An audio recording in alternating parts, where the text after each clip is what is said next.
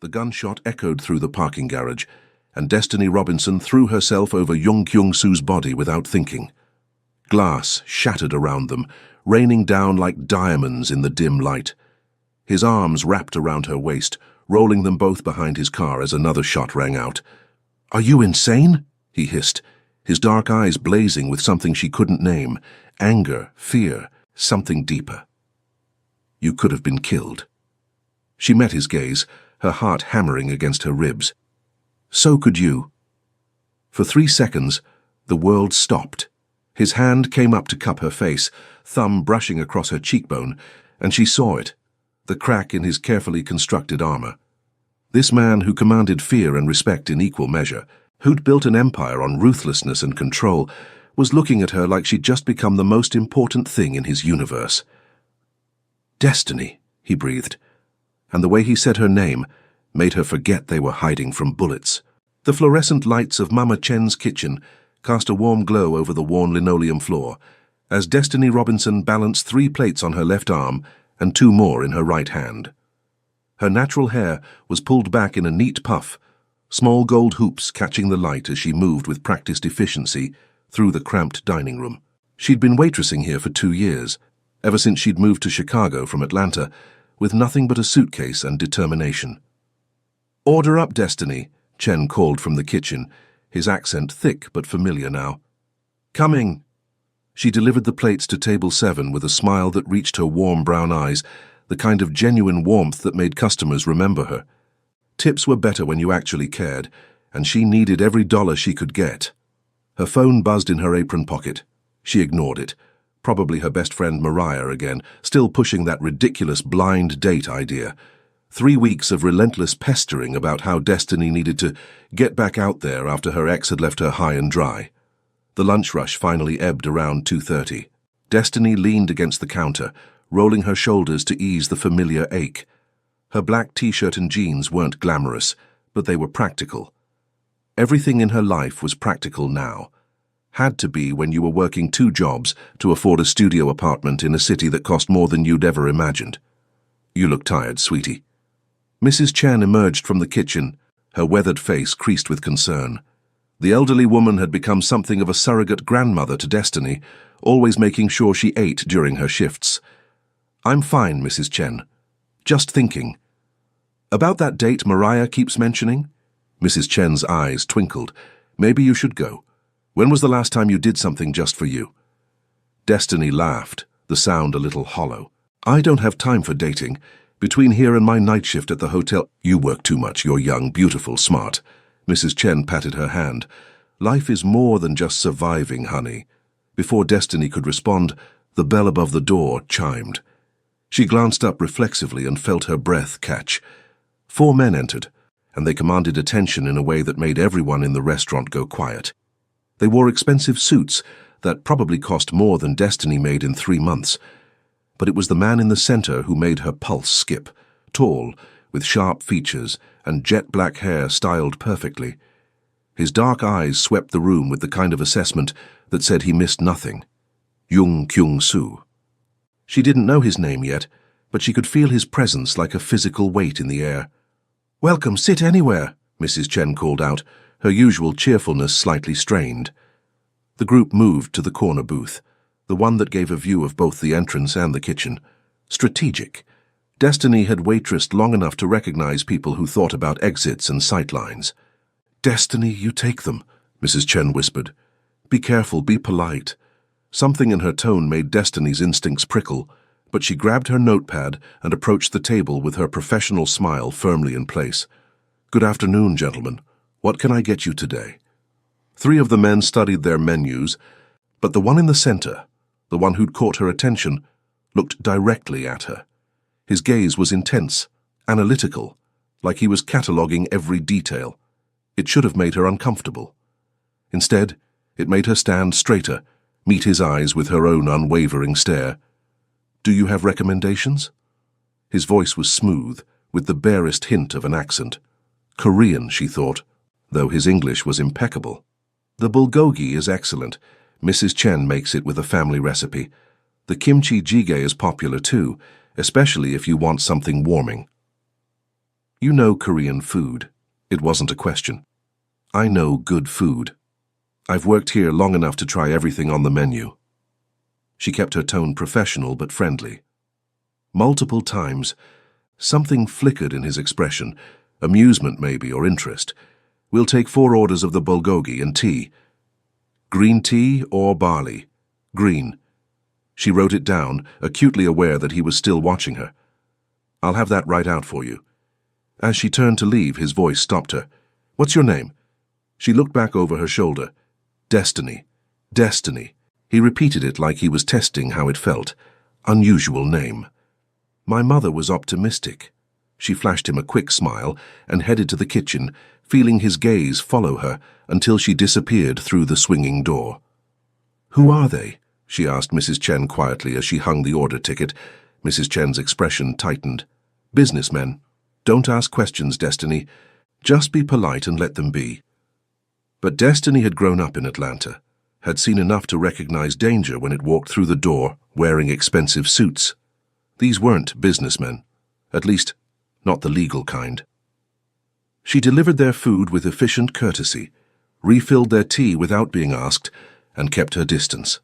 But every time she moved through the dining room, she felt his eyes tracking her, not in a predatory way, more like he was solving a puzzle. When they finally finished and stood to leave, the man, the leader, approached the register where Destiny was counting receipts. The meal was excellent. He placed several $100 bills on the counter. Keep the change. Destiny looked at the money, then at him. It was easily 3 times what their meal had cost. Sir, that's too much. Consider it an appreciation for good service. His dark eyes held hers, and good recommendations. He turned to leave, and Destiny found herself speaking before she could think better of it. You didn't try the kimchi jjigae? He paused, looking back. Perhaps next time. Will there be a next time? The corner of his mouth lifted, barely, but it transformed his face from intimidating to devastating. I think so. Yes. Then he was gone, the bell chiming cheerfully as the door closed behind him and his associates. Destiny stared at the money on the counter, her heart doing something complicated in her chest.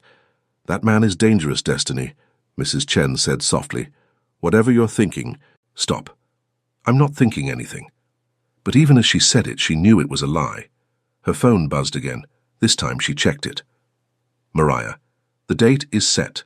Saturday 7 p.m. Romano's. Don't even think about cancelling. His name is Kyung-soo. Successful. Handsome. My cousin swears he's perfect. You are going. Destiny stared at the message, then at the door where the mysterious man had disappeared. Kyung-soo. How many men in Chicago had that name? What are the odds? She whispered. Saturday evening arrived with the kind of humidity that made Chicago feel like Atlanta in August. Destiny stood in front of her tiny bathroom mirror, second-guessing everything about her outfit. The burgundy wrap dress had been a splurge from 6 months ago, bought for a job interview that never panned out. Now it was her only option that said nice restaurant, without screaming, trying too hard. Her natural hair was styled in twist-out curls that framed her face, and she'd applied just enough makeup to highlight her features. Warm brown skin glowing with a touch of highlighter.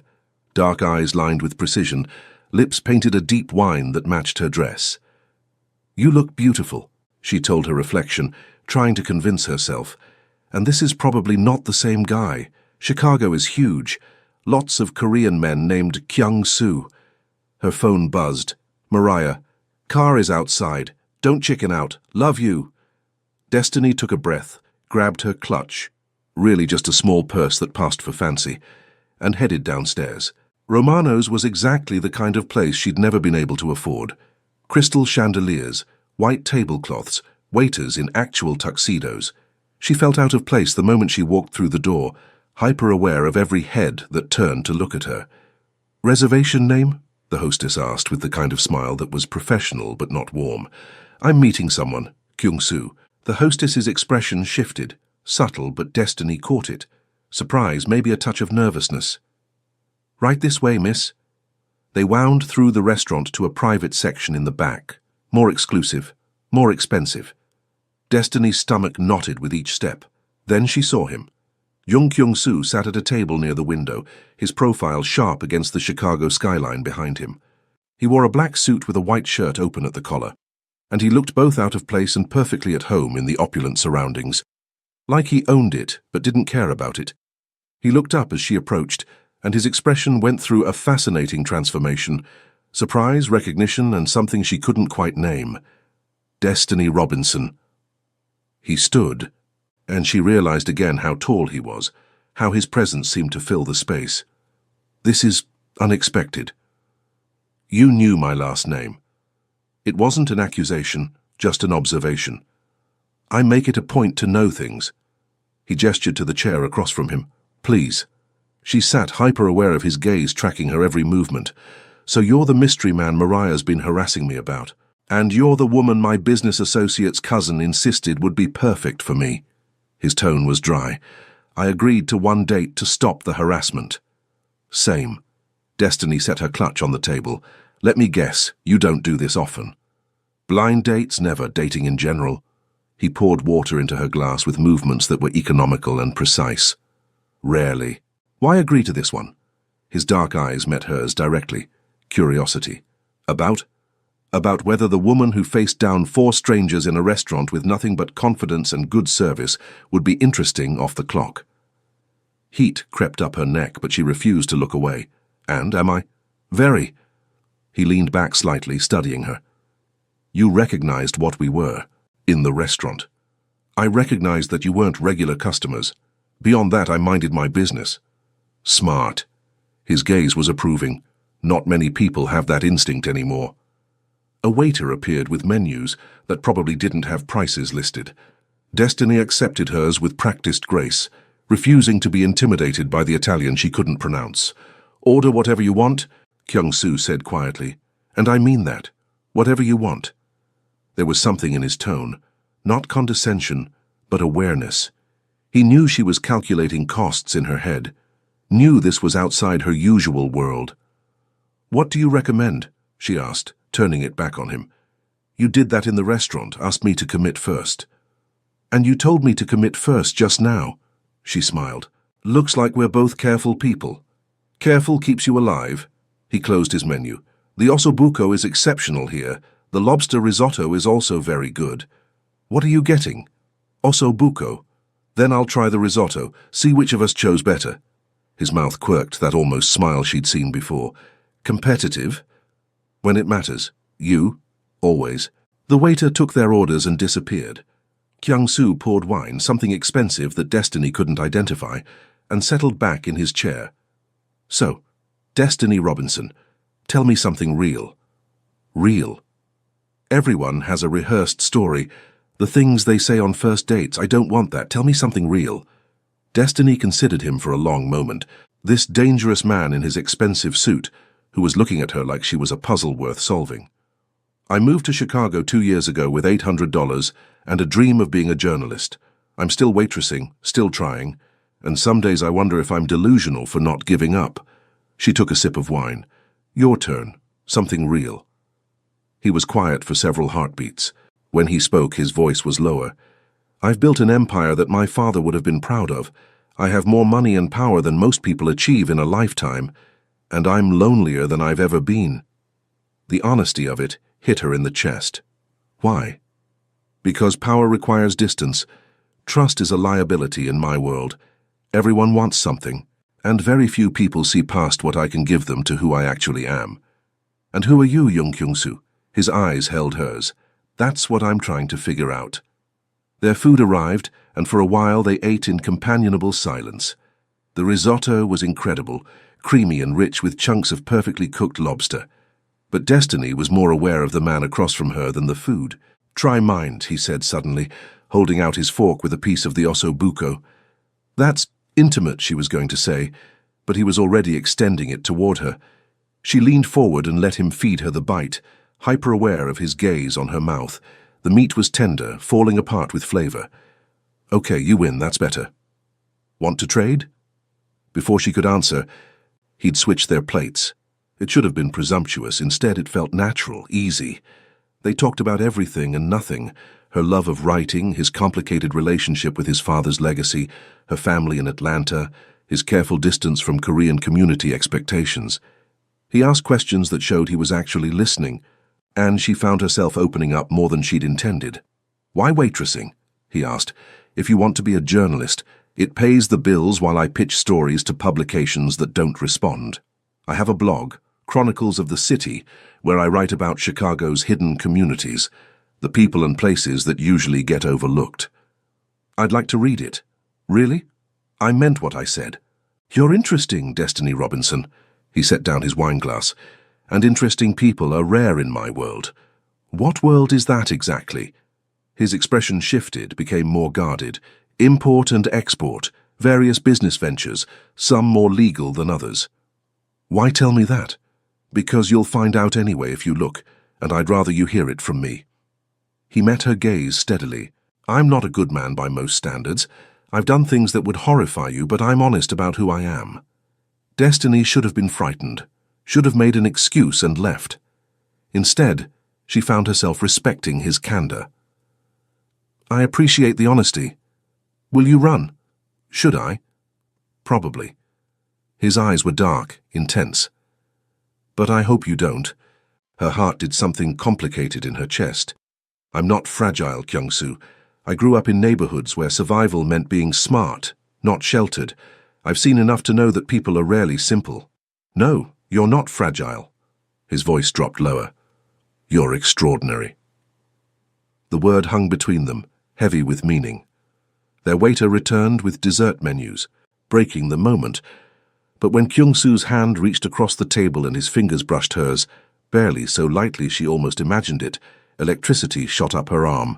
His eyes darkened, and she knew he felt it too. "There's an art gallery opening next Friday," he said quietly. "Korean contemporary artists. Would you go with me?" "Is that a good idea?" "Probably not, but I'm asking anyway." Destiny thought about Mrs. Chen's warning, about the way his associates had watched every corner of the restaurant, about the fact that he'd just admitted to illegal activities. Yes. His smile was slow, genuine, and devastating. Good. When he walked her to the car he'd arranged, not a rideshare, an actual car with a driver, his hand rested on the small of her back. The touch burned through the fabric of her dress. "Destiny," he said as she reached for the door handle. She turned back. He was closer than she'd expected, and for a heartbeat she thought he might kiss her. Instead, his hand came up to tuck a curl behind her ear, his fingers lingering against her jaw. "This is dangerous," he said softly. "For both of us." "I know, but I don't think I can stay away from you. I'm not asking you to." His thumb brushed across her bottom lip, and heat pooled in her stomach. "Next Friday, 7 o'clock. I'll pick you up." "Okay." He stepped back, and the loss of his proximity felt physical. She got into the car, and as it pulled away she watched him through the rear window, standing under the streetlight, hands in his pockets, watching her go. Her phone buzzed. "Mariah, how did it go?" Destiny stared at the message, then at the city lights blurring past. "I think I'm in trouble," she whispered to no one. The week between dates crawled by like trapped honey. Destiny threw herself into work, double shifts at Mama Chen's, late nights at the hotel cleaning conference rooms, but her mind kept drifting to dark eyes and almost smiles. Wednesday afternoon, a delivery arrived at the restaurant during her shift. "Destiny, package for you," Chen called from the front. She emerged from the kitchen to find an elegant white box on the counter, her name written in precise calligraphy on the card. "Who's it from?" "Mrs." Chen asked, hovering with curiosity and concern. Destiny opened the card with hands that weren't quite steady. "For Friday, though you'd look beautiful in anything." K. Inside the box, wrapped in tissue paper, was a dress. Not just any dress, a silk creation in deep emerald that probably cost more than her monthly rent. The fabric was butter soft, the cut elegant but not ostentatious. "Destiny," Mrs. Chen said carefully. "That man from last week, the one at the corner table. You're seeing him, aren't you?" Just one more date. Even as she said it, she knew it was a lie. "Be careful, honey. Men like that, they live in a different world, and that world has sharp edges." I know what I'm doing. Mrs. Chen looked at her with eyes that had seen too much. That's what everyone thinks, right up until they don't. Destiny took the box home and tried on the dress in her cramped bathroom. It fit perfectly, which meant he'd noticed her size, memorized it somehow. The thought should have been intrusive. Instead, it made her feel seen in a way she hadn't experienced before. Friday arrived with unseasonable warmth. Destiny spent the afternoon preparing, twisting her hair into an elegant updo that showed off her neck and shoulders, applying makeup with a steady hand even though her pulse was racing. The dress transformed her. She stared at herself in the mirror and barely recognized the sophisticated woman looking back. But underneath the silk and polish, she was still Destiny Robinson from Atlanta, who'd learned early that survival meant being smart and observation meant staying alive. At 6:58, her phone buzzed. "Kyung-soo, I'm downstairs." She grabbed her clutch, new, purchased specifically because her old one didn't match, and headed down. The Lincoln Town car at the curb had tinted windows and a driver who opened the back door with professional courtesy. Kyung-soo waited inside, and the sight of him stole her breath.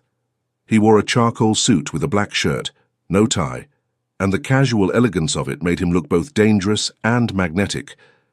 But it was his expression when he saw her that made her stomach flutter, raw appreciation that he didn't try to hide. "You're devastating in that dress," he said quietly. "Thank you for sending it. Though you didn't have to, I wanted to." His hand found hers in the space between them, fingers interlacing. "And I wanted to see you in something that matches how I see you. How do you see me? Like you belong in rooms where people have forgotten how to be real." His thumb traced circles on her palm. "You remind me that there's still authenticity in the world." The gallery was in the Gold Coast, all glass and modern architecture. They moved through rooms filled with contemporary pieces, bold colors, abstract shapes, traditional Korean elements, reimagined through modern eyes. Kyung-soo's hand never left the small of her back as they walked, a possessive touch that sent heat through her body. He explained pieces when she asked, his knowledge revealing an appreciation for art she hadn't expected. "You really like this stuff," she observed, as they stood before a massive canvas of fractured light. "My mother was an artist, before she married my father, and that life became impossible." Something flickered across his face. "She used to take me to galleries in Seoul when I was young, taught me to see beyond the obvious. What happened to her? Cancer, when I was 17. His jaw tightened. "My father buried his grief in work and expectations. I buried mine in rebellion. We never recovered from her loss." Destiny's hand found his arm, squeezing gently. "I'm sorry." He looked down at her, and the vulnerability in his eyes made her chest ache. "You're the first person I've told that story to in years. Why me?" "Because you don't want anything from me except truth, and that's more valuable than anything money can buy." They wandered deeper into the gallery, away from the crowds. In a smaller room featuring traditional Korean landscapes reimagined with urban elements, they found themselves alone. "My mother would have loved these," Kyung-soo said softly, studying a piece that showed mountains emerging from city streets. "Tell me about her." So he did. Standing in that quiet room, he talked about a woman who'd brought light into a dark world, who'd taught him to see beauty even in ugly places, who'd made him promise to never lose his humanity no matter what path he chose. "I'm not sure I've kept that promise," he admitted. "You're here, aren't you? Sharing her memory with someone who understands what it means to carry legacy and loss." His hand came up to cup her face, thumb brushing her cheekbone. "How are you real?" Before she could answer, voices echoed from the main room, sharp, aggressive, wrong. Kyung-soo's entire demeanor shifted. In a heartbeat, the vulnerable man disappeared, and the dangerous one emerged. His hand moved to her waist, pulling her behind him with practiced efficiency. "Stay close," he commanded quietly. They moved toward the commotion. 3 men had entered the gallery, clearly not art enthusiasts. They had the same energy as Kyung-soo's associates, but darker, more volatile. One of them spotted Kyung-soo and smiled without warmth. "Jung Kyung-soo, didn't expect to see you here, Lee." Kyung-soo's voice was flat, controlled. "This isn't the place." "Everywhere is the place when you owe answers." Lee's eyes flicked to Destiny. "Pretty date, New acquisition? The insult in his tone made Destiny's spine stiffen, but Kyung-soo's hand tightened on her waist in warning. Leave. Now. Kyung-soo's voice dropped to something lethal. Before this becomes a problem you can't solve. Your territory isn't what it used to be, Jung. People are talking, saying you're getting soft. Lee stepped closer. Maybe they're right. The tension in the room was suffocating. Destiny could see other patrons backing away, gallery staff pulling out phones. Destiny, Kyung-soo said quietly, not taking his eyes off Lee. Walk to the front entrance. My driver is outside. Get in the car. I'm not leaving you. Now. The command in his voice was absolute. But before anyone could move, Lee's hand went to his jacket, the universal signal that Destiny recognized from too many neighborhoods back home. He had a gun. Everyone stay calm, Lee said, though his smile suggested he wanted anything but calm. Jung and I just need to have a conversation. Kyung-soo positioned himself fully between Destiny and Lee, his body a shield. This conversation is over. You want to talk? We talk through proper channels, not in public, not with civilians present. Maybe I'm tired of channels. The next 10 seconds happened in fragments. Lee's hand moved. Someone screamed. Kyung-soo pushed Destiny toward a side hallway with enough force that she stumbled. Run, he commanded. But she looked back in time to see Lee raise the gun. Destiny didn't think, didn't calculate. She just moved, launching herself back toward Kyung-soo as the gallery erupted in chaos. The gunshot was deafening in the enclosed space. Glass shattered, people scattered, strong arms wrapped around her, and suddenly she was airborne. Kyung-soo had grabbed her and was running, carrying her through the side exit like she weighed nothing. They burst into an alley. His car screeched to a stop at the mouth of it, doors already open. He shoved her inside and followed, barking orders to the driver in rapid Korean. The car peeled out as another gunshot cracked behind them. Get down! Kyung-soo pushed her head below the window line, his body covering hers as the back window spider-webbed with impact. They took corners at speeds that defied physics. Destiny's heart hammered so hard she thought it might burst from her chest. Kyung-soo's weight was solid above her, protective, and she could feel his heart racing just as fast. Finally, the driver spoke in Korean. Kyung-soo responded, then slowly lifted off her. Are you hurt? His hands ran over her arms, her face, checking for injuries with frantic precision. I'm fine. Are you... What the hell were you thinking? His voice was raw, almost angry. I told you to run. He had a gun pointed at you. I can handle men with guns. I can't... He cut himself off, jaw clenching. You could have been killed. So could you. She grabbed his face, forcing him to meet her eyes. So could you, Kyung-soo. Something broke in his expression. His forehead dropped to hers, and they breathed the same air in the back of that speeding car. You're insane, he whispered. Probably. You should run from me as far and fast as possible. I know. His hand slid into her hair, tilting her face up. Destiny. Don't. She pressed her fingers to his lips. Don't tell me this was a mistake. Don't tell me to go, because I'm not going anywhere. This is my world. Bullets and blood and you, she finished. This is your world, and you're in it. And I just watched someone try to kill you and realize something. What? That I'm already in too deep to walk away. His eyes searched hers, dark and intense and full of things neither of them were ready to name. You're going to destroy me, he said softly, or save you. He kissed her. It wasn't gentle or tentative. It was desperate and claiming and full of everything they'd been holding back. His hand fisted in her hair, angling her head, and she opened for him with a sound that was half surprise, half surrender. He tasted like danger and desire, and Destiny kissed him back with everything she had, all the fear and adrenaline and want transforming into something that felt inevitable. When they finally broke apart, both breathing hard, his thumb traced her swollen bottom lip. This changes everything, he said. I know. There's no going back now. I don't want to go back. His smile was fierce, possessive, and absolutely devastating. Good, because you're mine now, Destiny Robinson, and I protect what's mine. The declaration should have scared her. Instead, it felt like coming home. Kyung-soo's penthouse apartment occupied the entire top floor of a building overlooking Lake Michigan. Floor-to-ceiling windows offered panoramic views of the city lights reflecting off dark water, and the interior was all clean lines and expensive minimalism.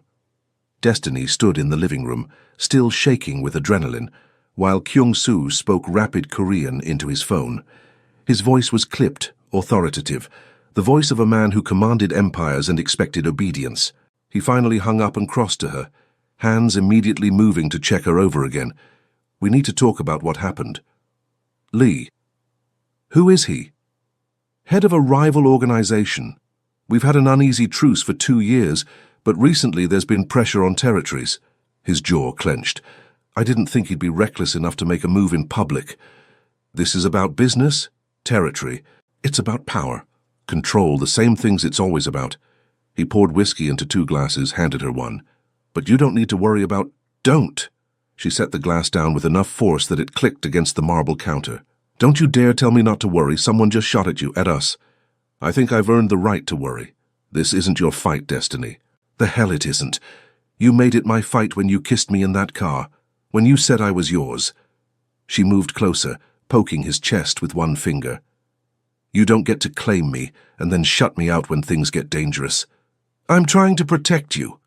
I don't need protection from information. I need to know what I'm dealing with, what we're dealing with." She took a breath, steadying herself. "So talk to me, really talk to me. No more half-truths." He stared at her for a long moment, then laughed, a sound without humor. "You're fearless. I'm terrified, but I'm not running. You should be running." "Too late. So talk." He did. Sitting in that expensive penthouse overlooking the city, Jung Kyung-soo told her everything. About his father's empire, built on loyalty and fear. About inheriting leadership at 23 when his father was killed by rivals. About the years of consolidating power, making allies, eliminating threats. About the code he lived by, honor among criminals, protection for those who served him, swift punishment for betrayal. "I've killed people, Destiny. Not with my own hands, not always, but I've given orders that ended lives. I've hurt people who got in my way. I've built something impressive on a foundation of violence." His dark eyes held hers. "Does that terrify you?"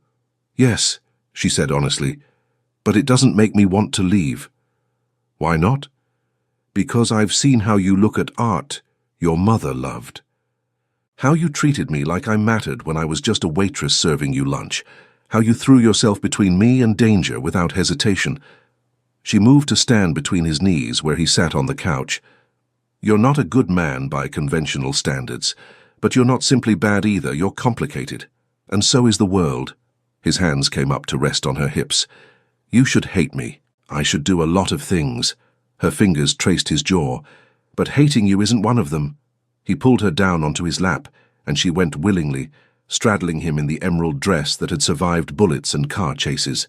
His hand slid up her spine, and she shivered. "This is the last chance," he said against her throat.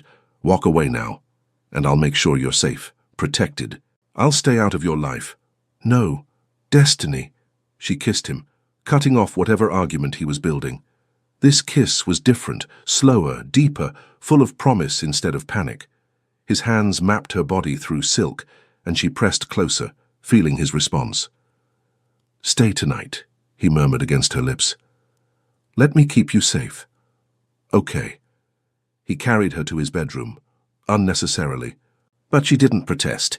The room was enormous, dominated by a bed with dark sheets and more windows showcasing the city. He set her down gently, and for a moment they just looked at each other.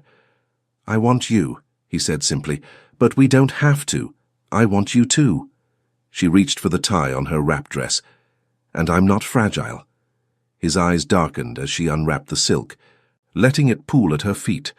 She stood before him in nothing but black lace, and the way he looked at her made her feel powerful and desired, and absolutely certain. "You're perfect," he breathed. "Show me." He did. With hands and mouth and words in 2 languages, he showed her exactly how he felt. And when they finally came together, it was intense and overwhelming, and felt like every risk had been worth it. Afterward, they lay tangled in his sheets, her head on his chest, his fingers tracing patterns on her shoulder. "My father would have hated you," he said quietly. Thanks. No. I mean, he would have hated that I chose you, that I'm with someone who makes me question everything he taught me about power and control and keeping emotions separate from business. His arms tightened around her. But my mother would have loved you. She would have said you're exactly what I needed. What do you need? Someone who sees me, not my money or power or the empire I built, just me. I see you. She pressed a kiss to his chest. All of you, even the parts you think are unlovable. Destiny. Her name was a prayer on his lips. I don't know how to do this. Relationships, vulnerability. I've spent so long being untouchable. Then we'll figure it out together. They fell asleep like that, wrapped around each other, two people from different worlds trying to build something new. Destiny woke to sunlight streaming through floor-to-ceiling windows and the smell of coffee. She stretched, sore in the best way, and found one of Kyung-soo's shirts to wear. It fell to mid-thigh, and she padded barefoot into the kitchen. He stood at the stove making eggs, wearing pajama pants and nothing else. The sight of his bare back, marked with a tattoo she hadn't noticed last night, a tiger and dragon intertwined, made her pause. That's new, she said. He glanced over his shoulder. Family crest. My father's generation had them. I got mine after he died. A reminder of where I come from. She moved closer, tracing the design. It's beautiful. Not as beautiful as you in my shirt. He caught her hand, pulling her against him. How do you feel? Good. Really good. She kissed his shoulder. You? Terrified, he admitted. But in a good way. I've never had something to lose before. Not really. Now I have you, and the thought of something happening. His phone rang, cutting him off. He glanced at the screen and his expression hardened. I need to take this. He kissed her forehead. Eat. I'll be right back. But when he returned 15 minutes later, his face was carved from stone. What's wrong? Lee made another move, hit one of my warehouses last night, killed 2 of my men. Destiny's stomach dropped. I'm sorry. This is war now. Open war, and I can't... He stopped, jaw working. I can't have you in the crossfire. What does that mean? It means you need to stay away from me until this is resolved. No, she stood. Absolutely not. Destiny, this isn't negotiable. Lee knows about you now. He saw us together. You're a target. Then protect me, but don't push me away. I am protecting you by keeping you away from what? From you, from your life? Her voice rose. You told me I was yours. You said there was no going back. Was that a lie? Of course not. But I can't focus on this war if I'm terrified something will happen to you. I can't make the decisions I need to make if half my attention is on keeping you safe. Then teach me. Tell me the rules. Let me help instead of treating me like a liability. You don't understand what you're asking. Then explain it to me. She grabbed his arm. Don't shut me out, not now, not after last night. He pulled away, running hands through his hair in frustration. Last night was a mistake. The words hit like a physical blow. You don't mean that. I should never have gotten you involved in my world. I was selfish. I wanted you and I didn't think about the consequences. His voice was flat, emotionless. This ends now, before someone really gets hurt. You're scared. She moved closer. You're scared because you care, and caring makes you vulnerable. But running from this won't protect either of us. You need to leave, Destiny. Kyung-soo... Now, please. He turned away, presenting his back. My driver will take you home. Consider our arrangement over. Pride warred with heartbreak in her chest. She wanted to fight, to scream, to make him see reason. But the rigid line of his shoulders told her he'd made his decision. Fine. She grabbed her dress from where it had been draped over a chair. But you're a coward, young Kyung-soo. You survived bullets and built an empire, but you're terrified of actual intimacy, so of being vulnerable with someone who sees through your armor. She dressed quickly, anger fueling her movements. At the door, she paused. When you realize you're wrong, and you will, I might not be waiting. She left before he could respond, before the tears threatening could fall, before her resolve could weaken. In the elevator, descending from his penthouse fortress, Destiny let one tear escape. Then she straightened her spine, dried her eyes, and prepared to face a world that suddenly felt much colder than it had 12 hours ago. 3 days passed in a blur of work and sleepless nights. Destiny threw herself into double shifts, writing until her eyes burned, anything to avoid thinking about dark eyes and gentle hands. Her phone stayed silent. No calls from Kyung-soo, no texts, nothing. Mariah noticed immediately. "You want to talk about it?" "There's nothing to talk about." Destiny poured coffee with mechanical precision. "It was 2 dates, that's all." "Destiny, I'm fine, really." The lie tasted bitter. Wednesday afternoon, Mrs. Chen called her into the kitchen with an expression of deep concern. "Honey, there are men outside. They've been there for an hour, just watching." Destiny's blood ran cold. She moved to the window and spotted them immediately. 2 men in dark suits, leaning against a car, clearly surveillance. "Call the police," she told Mrs. Chen. "Are you sure? Maybe they're just—" "Call them. Now." She was dialing when her phone rang. Unknown number. "Hello? Destiny Robinson." The voice was unfamiliar, smooth. "You don't know me, but I know you. I know you're at work. I know you walk home at 11. I know you live alone in a studio apartment with a broken lock on the back window." Her hand tightened on the phone. "Who is this?"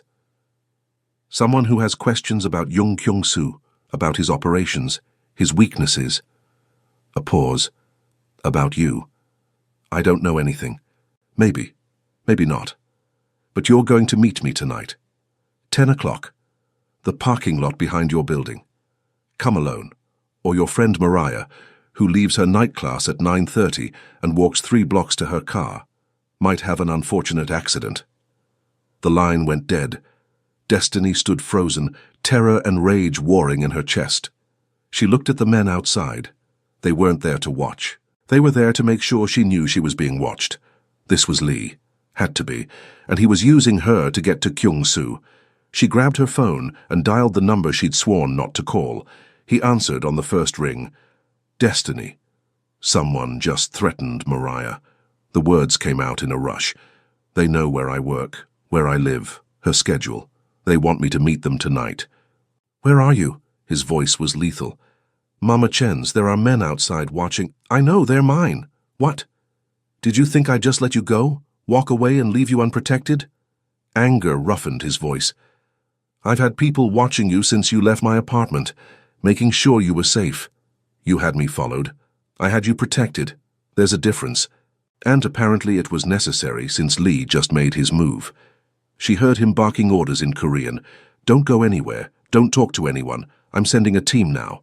He threatened Mariah. "I'll handle it. She'll have protection too." A pause. "Destiny, I need you to trust me.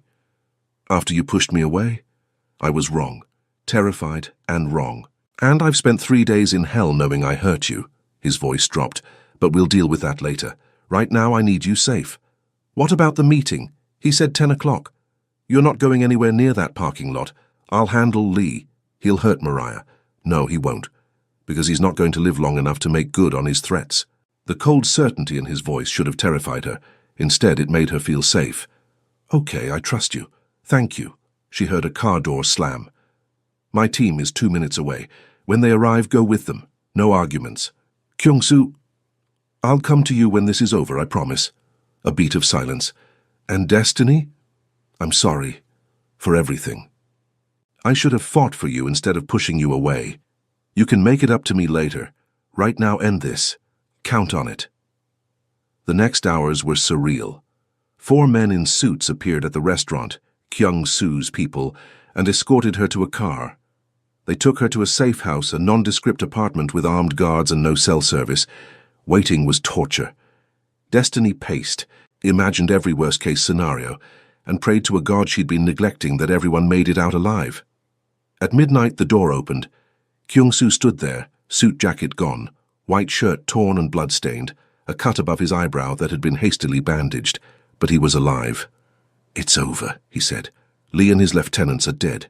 His organization is scattered. Mariah is safe. I have people with her now explaining everything. Your friend Mrs. Chen has security posted at the restaurant." He swayed slightly. "You're safe." Then his knees buckled. "Kyung-soo!"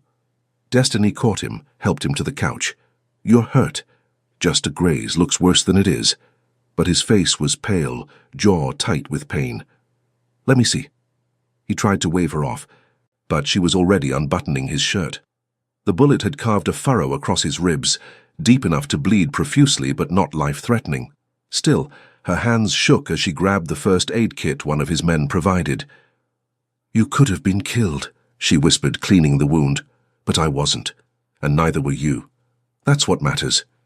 She taped the bandage in place, then just sat there staring at this infuriating man who'd pushed her away to protect her, and then gone to war when she was threatened. "I hate you," she said. "No, you don't." "You're right, I don't." She cupped his face, careful of his injuries. "But you hurt me, when you pushed me away." "I know, I'm sorry." His hand covered hers. "I've spent my whole life being untouchable, not letting anyone close enough to matter. And then you showed up in that restaurant with your strength and your smile and your absolute refusal to be intimidated by me. And I fell." "Fell?" Hard and fast and completely. His dark eyes held hers. "I love you, Destiny Robinson. I didn't plan it, didn't want it. But I love you with everything I have." And that terrified me more than bullets ever could. Her breath caught. "Say that again. I love you. You're mine and I'm yours, and I don't care how complicated that makes everything." His thumb brushed her cheek. "I told Lee that before I killed him. Told him that nobody touches what's mine and lives. That's the most romantic and terrifying thing anyone's ever said to me. Is it working?" She kissed him, gentle because of his injuries, but no less intense. "I love you too. You impossible, dangerous, infuriating man. I love you." His smile was blinding. "Stay with me, not just tonight. Stay with me. Move into the penthouse. Let me take care of you while you chase your dreams. Let me be part of your life the way you're part of mine. I can't just move into your penthouse. I have a job, responsibilities. Keep them. Work at Chen's if you want. Write your stories. Chase every dream." He pulled her closer. "But come home to me at the end of the day. Let me be your safe place while you're mine. This is crazy. We barely know each other. I know enough. I know you're brave and brilliant and stubborn. I know you see past the monster everyone else sees to the man underneath. I know that I've never felt for anyone what I feel for you." His forehead touched hers. "Marry me." "What?" "Marry me. Not today. Not this week. But soon. Let me make you mine in every way possible. You're delirious from blood loss. I'm clear-headed for the first time in my life." He kissed her softly. "Marry me. Destiny. Build a life with me. Show me what real love looks like." She should have said it was too soon, too fast, too complicated. Should have listed all the practical reasons this was insane. Instead, she heard herself say, "Yes." His kiss was claiming, possessive, full of promise. "Mine." "Yours," she agreed. "But that means you're mine too. Always have been. Since the moment you looked me in the eye in that restaurant and treated me like a person instead of a monster." He shifted, wincing. "Stay with me tonight? Just hold me." "I'm not going anywhere." They moved to the bed in the safe house, and she held him while he finally let his guard down completely. This powerful man who'd built an empire and commanded fear, vulnerable and human in her arms. "I promise to be worthy of you," he murmured against her hair. "Every single day. You already are. I'll make you happy, Destiny. I swear it." "I know." She kissed his temple. "Now sleep. We'll figure out the rest tomorrow."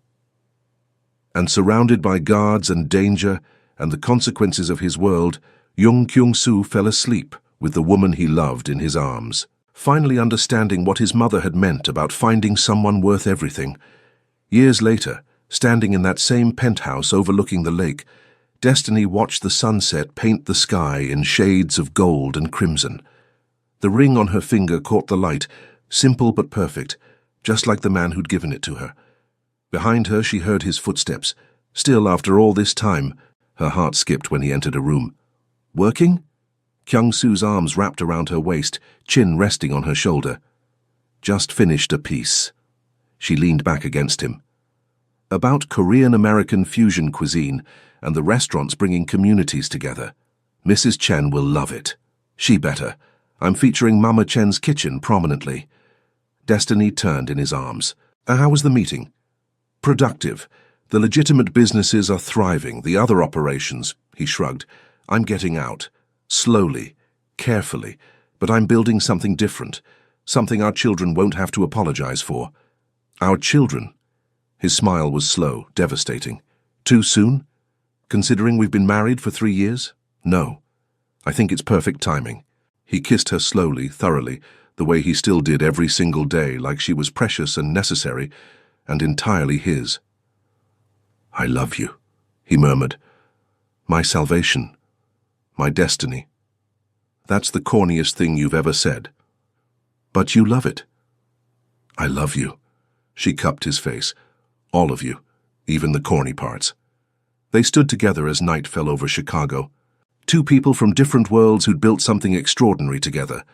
The journey had been complicated and dangerous and absolutely worth it. Because some things, some people, were worth fighting for, and they'd both found exactly what they'd been missing in each other.